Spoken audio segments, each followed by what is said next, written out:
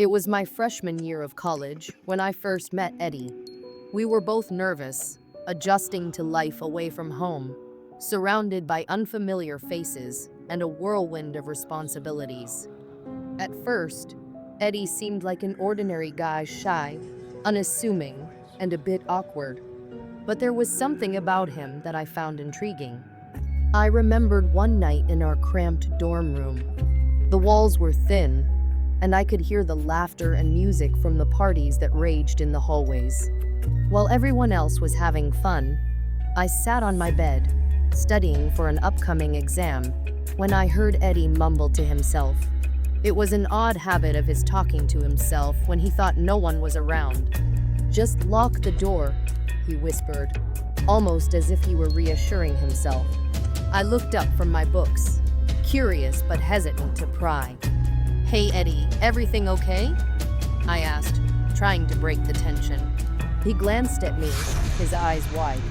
"Yeah, just thinking." He quickly looked away, as if he were embarrassed. I shrugged it off, assuming it was just a nervous quirk. As the semester wore on, I began to notice strange patterns in Eddie's behavior. He had these moments when he would suddenly get up, eyes wide, and sprint toward the door, locking it without explanation. I remember one instance vividly. We were sitting in our room, playing video games, laughing and joking as the night wore on. Then, without warning, Eddie shot up, his face pale. "Lock the door," he yelled, fumbling with the lock. "Eddie, what's wrong?" I asked, my heart racing. He didn't answer. He just locked the door, his hands shaking. I sat there, unsure of what to do. The fear radiating off him was palpable. After a few moments of silence, he finally calmed down. He slumped back onto his bed, breathing heavily. "Sorry about that," he said, his voice barely above a whisper. I thought I heard something. "Just the wind, man. It's fine," I reassured him, but I couldn't shake the feeling that something was off. As the weeks turned into months, these episodes became more frequent. I found myself increasingly frustrated with Eddie. He was a great roommate in many ways. He kept to himself, didn't party too much, and was generally respectful. But each time he had one of his episodes, it affected me. I'd be locked out of my room, left in the hallway, feeling awkward and helpless while he freaked out inside. I tried to talk to him about it, but he brushed it off, saying he was just a bit anxious. But I could tell there was more to it than that. The way he locked the doors, the wild look in his eyes, it felt like something deeper was at play. After a particularly rough night, when I lost a potential girlfriend because she was terrified of him, I decided enough was enough. I needed a new dorm room. I found a place across campus, and as I packed up my things, I couldn't help but feel guilty. Eddie had his struggles, and I didn't want to abandon him, but I also needed to take care of my own mental health. Fast forward 7 years, and I had mostly put those memories behind me. I had graduated college, started a decent job, and settled into a comfortable life. Then one day, I received a message on social media. "Hey, it's Eddie. I'm in town, but my car broke down. Could you help me out?" I hesitated. After all this time, I wondered how he had turned out. I felt a mixture of curiosity and apprehension. The last thing I remembered about him was that chaotic roommate experience, but part of me felt bad for him. "Sure, where are you?" I replied, deciding to give him the benefit of the doubt. He sent me the location, and I quickly got ready. The drive took about half an hour, and as I approached the spot he described, I felt a strange sense of nostalgia. I hadn't been back to that part of town in years. When I arrived, I spotted him standing by the side of the road. He looked different, leaner, and more fit than I remembered. His hair was shorter, and he wore a faded t-shirt and jeans. But there was still that same awkwardness in his posture, that familiar nervous energy. I pulled over, and he ran up to my car, waving eagerly. "Thanks for coming," he said, breathless. "No problem. What happened to your car?" I asked, unlocking the door for him. "Alternator issues. The cold weather messed it up," he explained, climbing into the passenger seat. As we drove, I tried to engage him in conversation, asking about his life since college. Eddie shared bits and pieces about his job, his family, and how he had been trying to manage his anxiety better. "It's been tough, you know. I've been seeing a therapist," he said, glancing out the window. I nodded, glad to hear he was taking steps to improve himself. "That's good. It's important to take care of your mental health." "Yeah, I've learned that the hard way," he replied, his voice slightly trembling. The conversation flowed more easily as we reminisced about college days, laughing about silly pranks we pulled and awkward moments in the dorm. It felt like old times, and I was glad to see he was doing okay. When we arrived at my apartment, I gestured toward the couch. "That's the best spot in the place. Make yourself at home." Eddie plopped down on the couch, looking around as if taking in everything. "This is nice. I appreciate you letting me crash for the night. I'll be out of your hair first thing in the morning." I smiled, glad to help. "No problem, Ed. You're always welcome." But as the evening wore on, I couldn't shake the feeling that something was still off. Around 4 a.m., I woke up feeling thirsty. I tiptoed to the kitchen, the quiet of the apartment wrapping around me like a blanket. The stillness was comforting, but as I poured myself a glass of water, I heard a faint rustling noise coming from the living room. Curiosity piqued. I walked quietly toward the sound. Eddie was sitting up on the couch, eyes wide and breathing heavily. "Eddie?" I whispered, not wanting to startle him. He turned toward me, looking like a deer caught in headlights. "I thought I heard something," he said, his voice shaky. "Just the wind, man. It's fine," I assured him. But before I could turn back to my room, he bolted upright, rushing to the front door. He locked it with trembling hands, a look of sheer panic on his face. "Eddie, what are you doing?" I asked, bewildered. "Lock it," he yelled, eyes darting around the room. "Why? What's going on?" "Just do it," he shouted, and I quickly complied, locking the door. "What's wrong?" I asked again, but he didn't answer. He stood there, breathing heavily, as if he were trying to fight off a wave of terror. After a few minutes of silence, he finally calmed down and slumped back onto the couch. "Sorry about that. I thought I heard something outside." "Just the wind," I repeated, trying to comfort him. "You're safe here." He nodded, but I could see the tension still in his shoulders.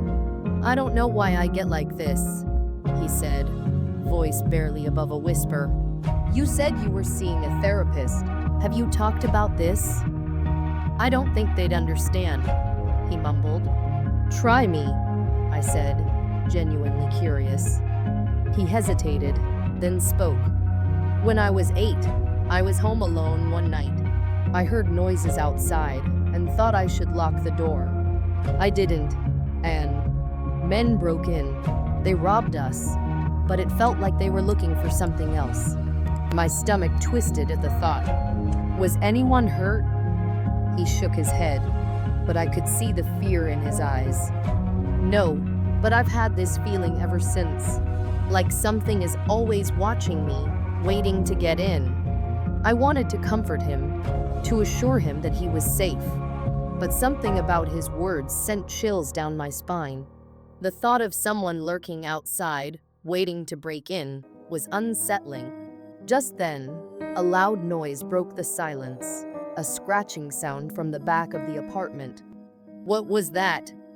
Eddie whispered, his eyes darting toward the sound. "Probably just a cat or something," I replied, but doubt crept into my mind. Let's check it out, Eddie suggested, his voice trembling. I hesitated, but nodded, curiosity overpowering my fear. We crept through the dark apartment, my heart pounding in my chest. As we reached the back door, I could feel Eddie's anxiety radiating off him. "Do you have a flashlight?" he asked, his voice barely audible. "Yeah, it's in the kitchen," I replied. I walked back, fumbling through the drawer until I found the flashlight. When I turned it on, the beam cut through the darkness, illuminating the room. "Let's go," I said, returning to Eddie. We slowly opened the back door, the hinges creaking ominously. I shone the flashlight outside, revealing nothing but darkness. But as I scanned the area, I caught a glimpse of something, a shadow moving just out of sight. "Did you see that?" I whispered, feeling a chill run down my spine. Eddie nodded, his eyes wide. "What was it?" "I don't know," I admitted, trying to sound braver than I felt. Suddenly, a loud crash echoed from the alley behind the apartment. We both jumped, hearts racing. "Let's go back inside," Eddie said, panic rising in his voice. We quickly shut the door and locked it, leaning against it as if that would keep whatever was out there away. "What do we do now?" I asked, trying to sound calm. Eddie shook his head, tears glistening in his eyes. "I don't know. I feel like something is coming for me." I tried to keep my cool. "It's probably just some kids messing around. We can wait it out." He nodded, but I could see the fear in his eyes. I wanted to say something reassuring, but my mind raced with thoughts of what could be lurking outside. As the minutes dragged on, the tension in the room grew unbearable. Eddie began to pace, muttering to himself, "It's okay. It's okay. I can handle this." "Eddie, just sit down. You're making it worse," I said, but my voice trembled. He stopped and stared at me, the panic in his eyes growing more intense. "You don't understand. I can't let them in. I can't." Who are you talking about?" He shook his head, tears streaming down his face. "I don't know. I can feel them outside. They want me." The scratching sound returned, louder this time, followed by a low growl that sent chills down my spine. "Let's call the police," I suggested, my heart racing. "No, they can't know. They can't find out," Eddie shouted, his eyes wild. "Why not?" I pressed, trying to make sense of his fear. "Because they don't believe me. They think I'm crazy," he said, voice shaking. "But I know they're out there. They always come for me." Just then, the lights flickered and went out, plunging us into darkness. "What the hell?" I exclaimed, fumbling for the flashlight. I managed to turn it on again, but the beam wavered, struggling to stay steady. "This is getting ridiculous," I muttered, my voice betraying my fear. "Stay close," Eddie whispered, eyes wide. I nodded, trying to keep my breathing steady. "Let's just stick together. We'll get through this." As we stood in the darkness, a loud bang echoed from the front door. I jumped, heart racing. "Who's there?" I shouted, trying to sound brave. Silence fell, thick and heavy, wrapping around us like a shroud. Then, I heard it again, the scratching, followed by a whisper. "Eddie." My heart dropped. "What was that?" "I don't know," he said, voice trembling. The whisper came again, more insistent this time. "Eddie, let us in." Eddie's face went pale. "No, you can't come in." "Eddie, we need to go," I said urgently. He shook his head, tears streaming down his face. "I can't let them in. They'll take me." "Who will?" But before he could answer, the lights flickered back on, revealing the front door shaking violently, as if something was trying to force its way inside. I could feel the air growing heavier, pressing down on us. "We need to get out of here," I said, grabbing his arm. "No," Eddie screamed, pulling away from me. "Eddie, please!" He backed away, shaking his head violently. "You don't understand. I have to protect you." "From what?" "The shadows. They come for me. They always have." I took a step toward him, but he recoiled, eyes wide with fear. "Stay back." "Eddie, you're not making sense. We need to leave now." Suddenly, the front door burst open and a cold wind rushed into the room. Shadows swirled around us, coiling like smoke, filling the space with an oppressive darkness. "Eddie, run!" I shouted, grabbing his arm, but he stood frozen in place, staring at the shadows as if they were calling to him. "Let them in," he murmured, tears streaming down his face. "No." "Eddie, don't." But it was too late. The shadows surged forward, engulfing him. I stumbled back, my heart racing as I watched Eddie disappear into the darkness. Panic surged through me, and I bolted for the door, desperate to escape the suffocating shadows. But as I reached the threshold, I felt a cold grip wrap around my ankle, pulling me back. I fell to the ground, gasping for breath as the shadows closed in. "Eddie!" I screamed, trying to crawl away. But the darkness was relentless, wrapping around me like a vice. Suddenly, the shadows recoiled, and I found myself lying on the floor, panting. I looked around, the apartment silent and still, as if nothing had happened. "Eddie?" I called, voice trembling. No answer.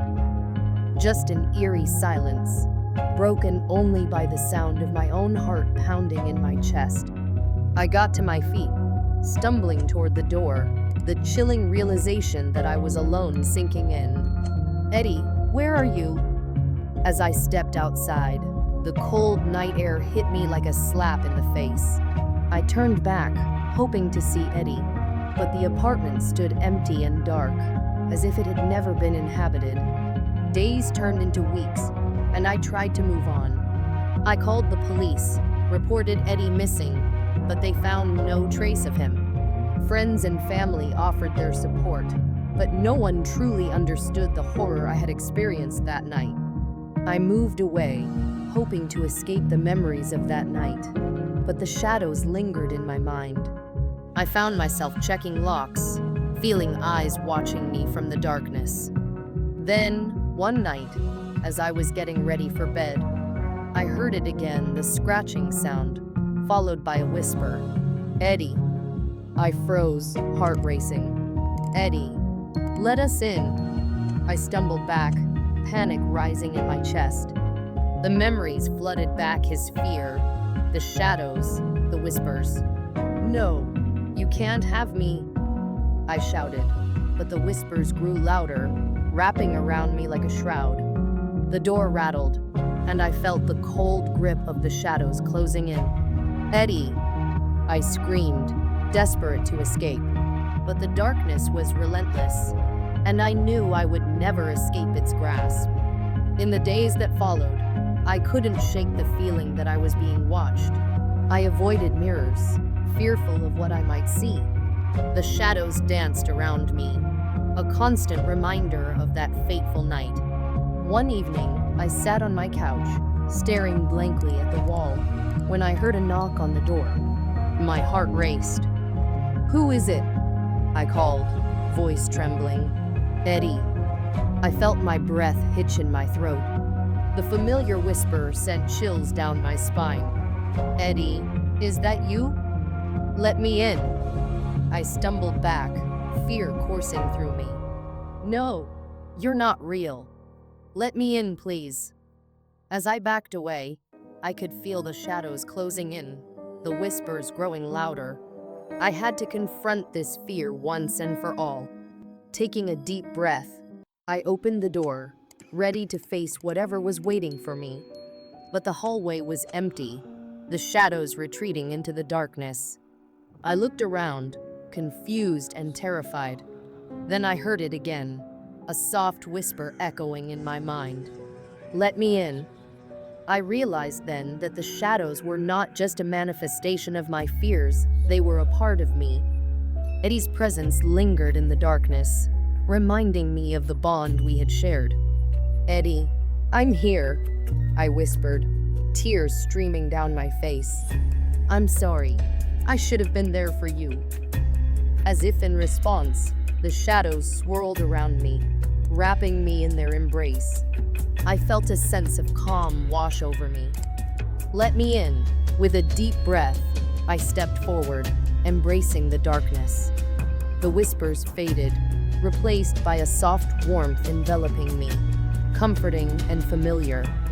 I realized that I would never truly escape the shadows, but I could learn to live with them. Eddie would always be a part of me, a reminder of the fragility of life and the strength of friendship.